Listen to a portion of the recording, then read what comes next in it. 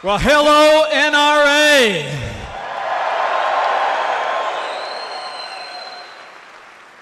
Thank you, Chris, for that kind introduction. Chris knows me well enough to know the introduction I prefer is a little bit shorter. I'm a Christian, a conservative, and a Republican in that order, and I'm a card-carrying member of the NRA.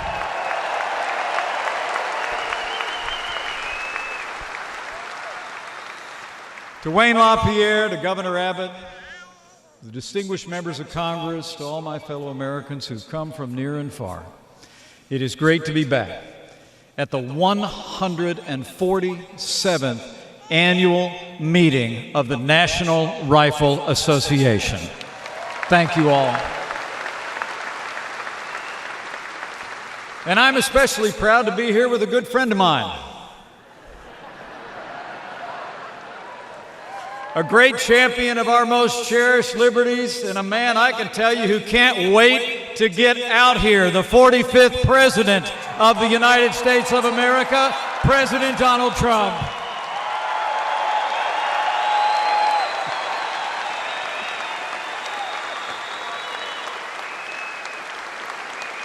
You know, last year, President Trump spoke to this very gathering, the first president to do so in 34 years.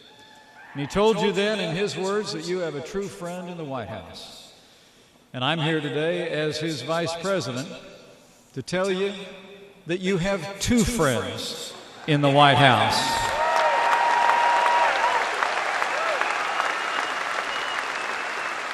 President Donald Trump and I both stand without apology for the Second Amendment, and in this administration, the right of the people to keep and bear arms will not be infringed.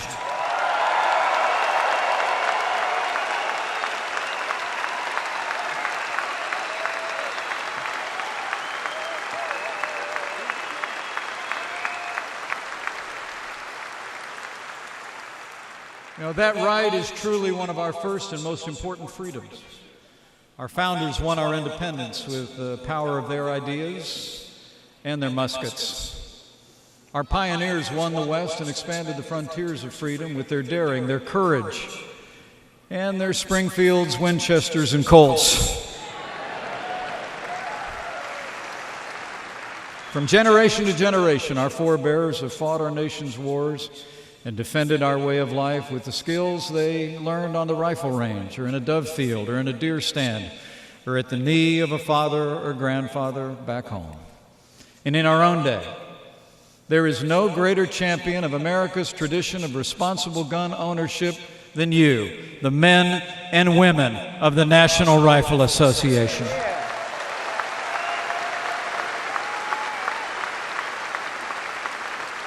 The National Rifle Association is an organization forged in freedom. For nearly 150 years, the NRA has valiantly defended the Constitution and all our God-given liberties. In its early years, the NRA helped train our fellow citizens in gun safety and marksmanship, a tradition that continues even as this organization has gone on to become one of the principal defenders of our Second Amendment rights. Today, more than 5 million Americans are proud members of the NRA. And the work you do is essential to preserving our freedoms at every level of the American government. So give yourselves a round of applause for all you do for the ideals we cherish.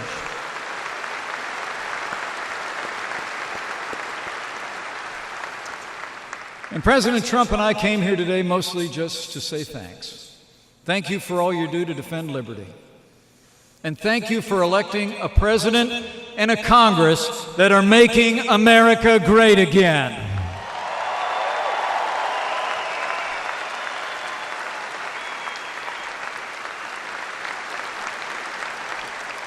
Because of your support on Election Day and every day since, you can only describe this administration one way.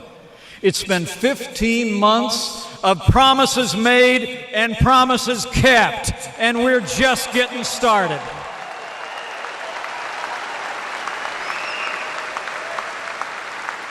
I mean, think about it. President Trump promised to rebuild our military and restore the arsenal of democracy. And just over 1 month ago, President Trump signed into law the largest investment in our national defense since the days of Ronald Reagan.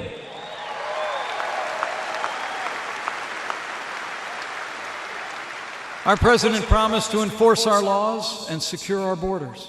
We've taken on sanctuary cities. We're fighting to end catch and release and close all the dangerous immigration loopholes in our laws. The president signed into law the biggest funding increase for border security in nearly a decade, and even ordered the National Guard to the southern border. Under this president's leadership, we've nearly doubled the arrests of vicious gang members in MS-13. And thanks to the leadership of President Trump, Congress approved funding for the first 100 miles of a border wall.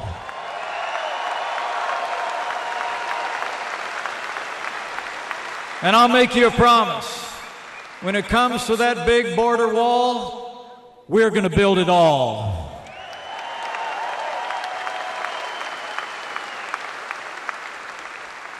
This president has also stood for all the God-given liberties enshrined in our Constitution.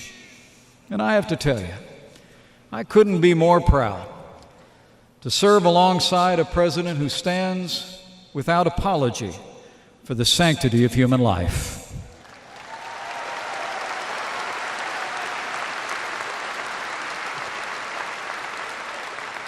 To protect all our unalienable rights, President Trump promised to appoint strong conservatives to the federal courts at every level.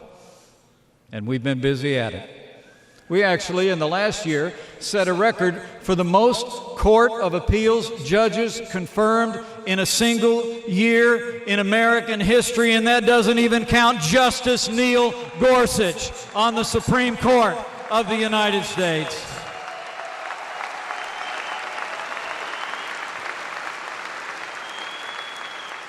And when it comes to security here at home, our president and I promise to stand with those who stand on the thin blue line of law enforcement, and so we have.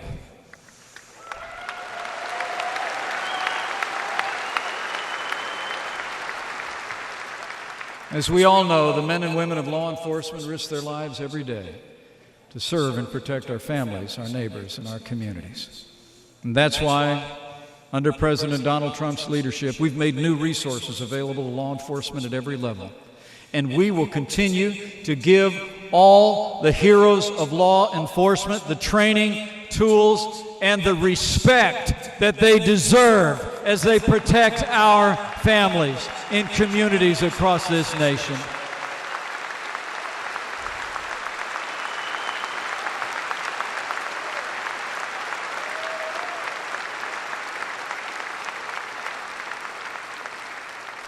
You know, the American people will always remember the heroes of the Dallas Police Department who fell in the line of duty nearly 2 years ago in that attack that claimed the lives of 5 officers and left 9 others injured.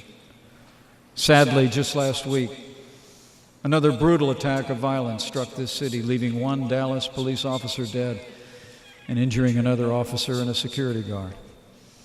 I know I speak for everyone here when I say that we are praying for the family of Officer Rogelio Santander and for the swift recovery of Scott Painter and Officer Crystal Almeida.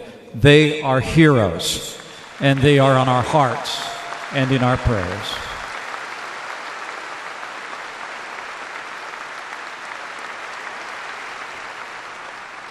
We live in challenging times, for as we all know, it hasn't just been our law enforcement community that's faced mindless violence of late. We live in a time where mass shootings have claimed hundreds of lives in places of work and worship and public settings, shocking the conscience of the nation. An ISIS-inspired attack on the Pulse nightclub in Orlando. An attack on a country music concert last year in Las Vegas, the worst mass shooting in modern history. And the recent attack on Marjorie Stoneman Douglas High School in Parkland, Florida. These and too many other acts of violence shattered families and left our nation searching for answers. We mourn with those who mourn and grieve with those who grieve. But we also resolve to confront this menace with all our strength. And we are doing just that under the leadership of this president. And I promise you, under President Trump's leadership, we will not rest and we will not relent until we end this evil in our time. You know, in recent days, after these tragedies, America has seen President Trump's leadership on full display. He hosted a listening session at the White House with students and teachers and parents still grieving from the shooting in Parkland, Florida. We listened to their stories. We heard all sides of the debate. I'll never forget it. As the president said in his words, it's not enough to simply take actions that make us feel like we're making a difference. We must actually make that difference. And so we have.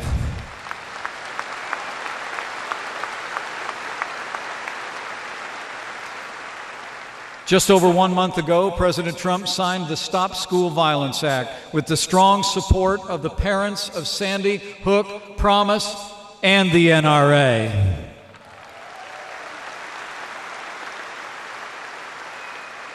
We're now providing more than $2 billion to help local governments ensure the security of their schools and the safety of our students. It represents the single largest investment in school safety in American history.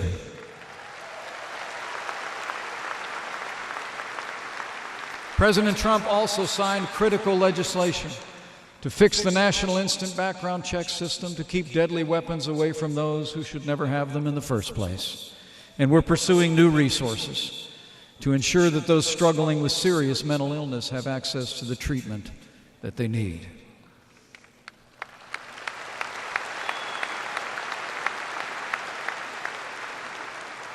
With the President's leadership, we've joined the NRA to call on states to give families and law enforcement the tools they need to stop mass shootings before they happen, because we know we can protect public safety and due process at the same time.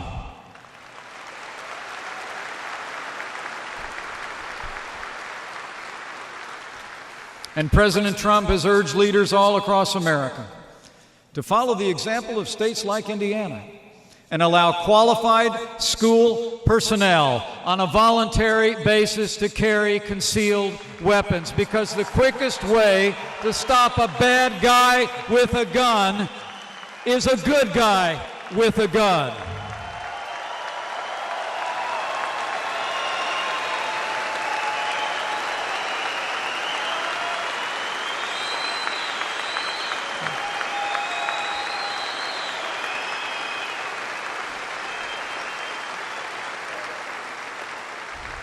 Now, this is real leadership, men and women. These are real results that'll give law enforcement, families, and our schools new resources and tools to protect our students and ensure public safety. And I promise you, we will continue to bring American solutions to bear on this crisis. We will end this evil and protect our liberties at the same time. That's the American way.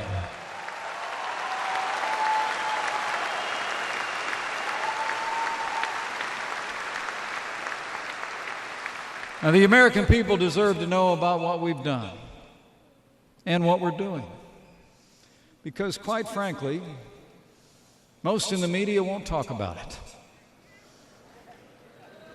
And we all know why.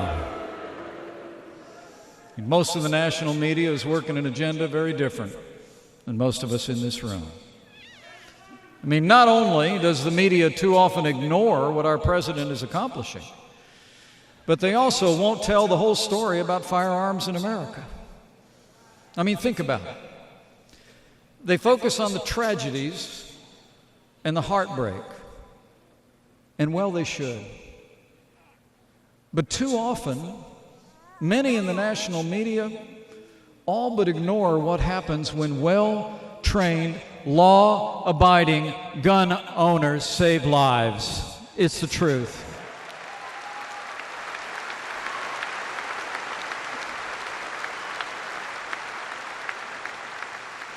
The reality is, throughout American history, it's been proven time and time again, Firearms in the hands of law-abiding citizens makes our communities more safe, not less.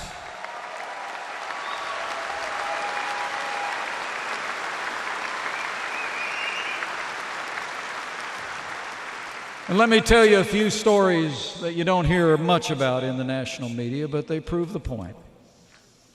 Like the off-duty Marine in Atlanta in 2009, who was attending a party that was overtaken by two would-be murderers. After the attackers separated the men and women, Sean Barner was able to get to the concealed firearm in his backpack. He killed one, ran off the other, preventing a terrible tragedy.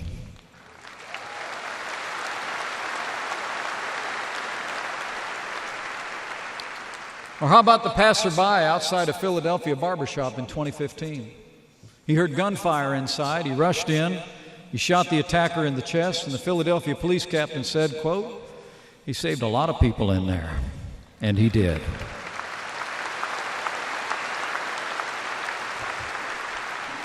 Or how about the Uber driver in Chicago the same year, who saw a man open fire on a crowd of people on a Friday night.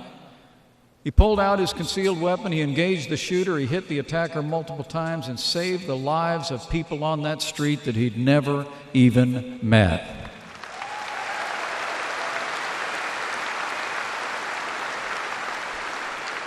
Or the story from just down the road in Arlington, Texas, where exactly 1 year ago yesterday, a crazed man entered a bar, killed the manager, was prepared to kill countless others, when he was stopped cold by another patron, a fellow who took his wife to dinner that night and had a firearm at his side.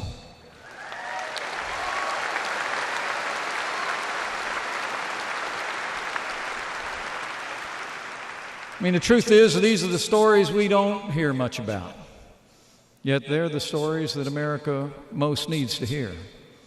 And so today I want to call on the national media. Start telling the whole story to the American people about firearms in this country.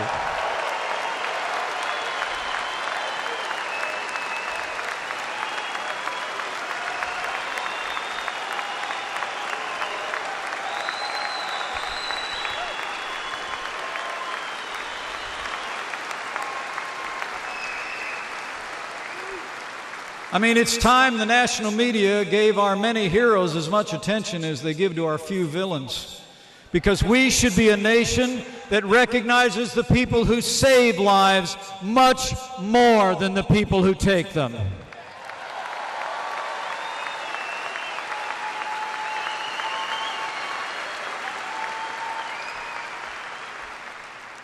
It's the greatest honor of my life to serve as your vice president. Truly is. And I thank you all. You know, the last 2 years have been filled with sights and sounds this small town boy could have never imagined that I'd live to see. But for Karen and me, our most inspiring moment came in the wake of one of our nation's darkest days, when we spent time with some extraordinary Americans, not far from here, in a place called Sutherland Springs, Texas.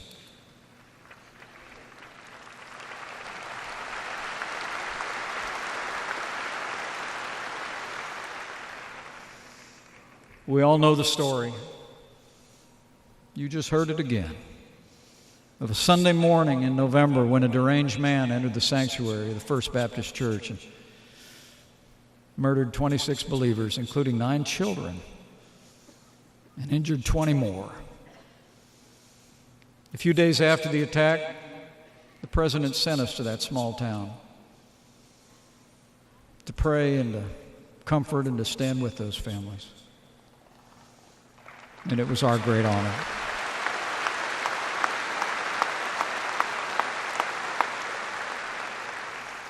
We grieved with those who grieved, and we prayed. But as the good book says, we did not grieve like those who have no hope, because the faith of those families and the heroes minted that day gave us hope.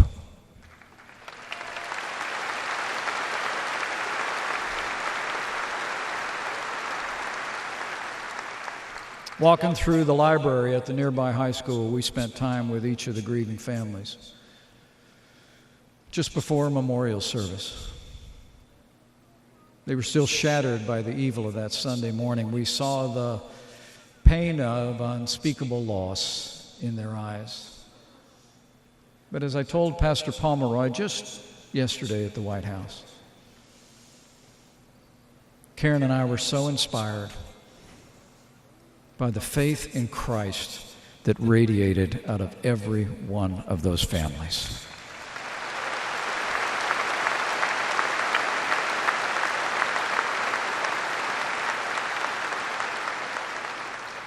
But it wasn't just the faith of the families of the fallen. That day we also met for the first time the heroes of Sutherland Springs on a street corner just outside the church. As America would learn on that fateful morning, when one man heard the gunshots, he ran toward the danger, his firearm in hand. He shot the attacker twice, and with another man's help, they pursued that murderer in a high-speed chase. While the losses that day were indescribable, what was clear later is that it actually could have been worse. The murderer had ammunition and arms that would have claimed even more lives. But for the courage of an NRA instructor and the newest recipient of the Defender of Freedom Award, Stephen Williford. Stephen, it is an honor to share this stage with you today.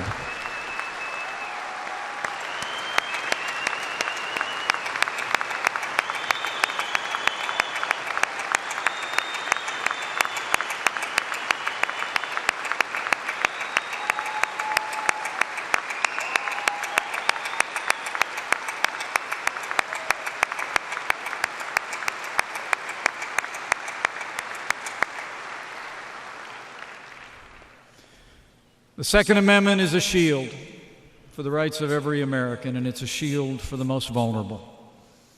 It's the great equalizer that gives every American the power to defend themselves and their families against any evil in our midst. And for the sake of our freedom, for the safety of our people, for the security of our nation, President Donald Trump and I will always stand for the right to keep and bear arms.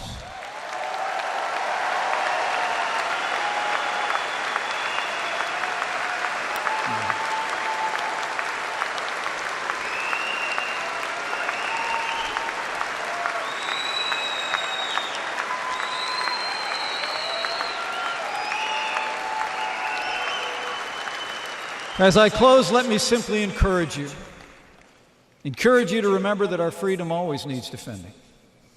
As my second favorite president, Ronald Reagan, once said, freedom is never more than one generation away from extinction. And make no mistake about it, men and women, this is a pivotal year in the life of our nation. And in this year, I want to challenge all of you, all the men and women of the National Rifle Association here and across the country, stay in the fight. Exercise all of your fundamental rights. Live out the citizenship in a way that's long made the NRA one of the most potent forces for good in the United States of America. And do it this year.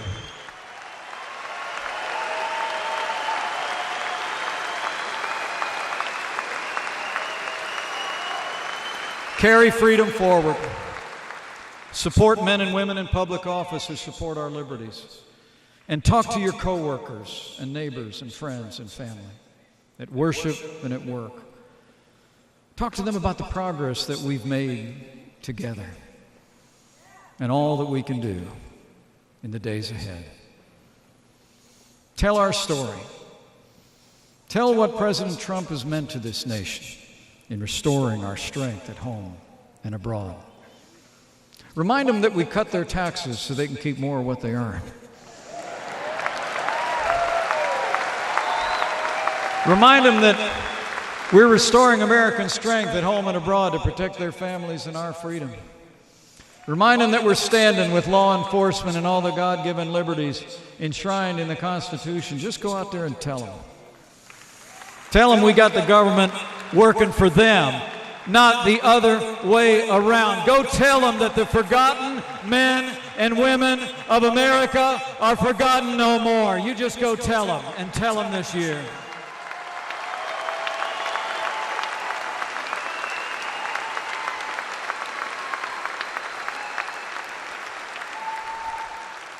And if you're of a mind, there's one thing more I might urge you to do. In this time of too much division in these United States, too much anger, and even violence, I want to encourage you, if you're so inclined, to bow the head and bend the knee in the days ahead and pray for America.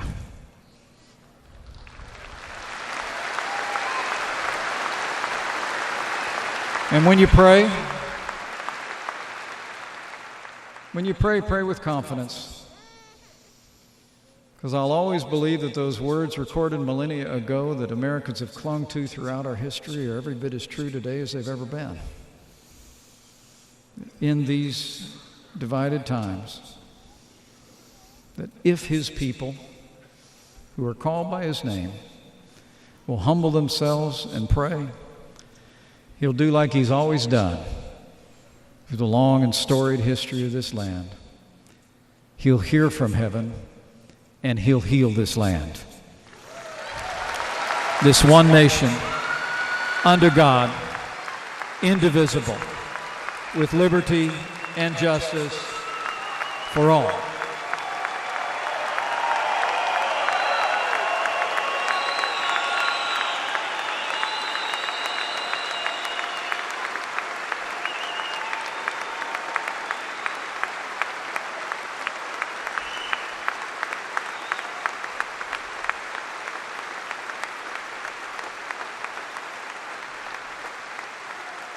Well, I need to get out of your way because your next speaker is about ready to come out.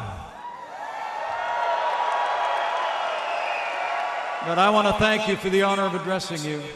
I leave here with renewed confidence, with the support of all the freedom-loving Americans gathered here and looking on across the country, with continued conservative leadership in the Congress of the United States, with President Donald Trump in the White House, and with God's help. We will make America prosperous again. We will make America safe again. And as he loves to say, we will make America great again. Thank you very much. God bless you. And God bless the United States of America.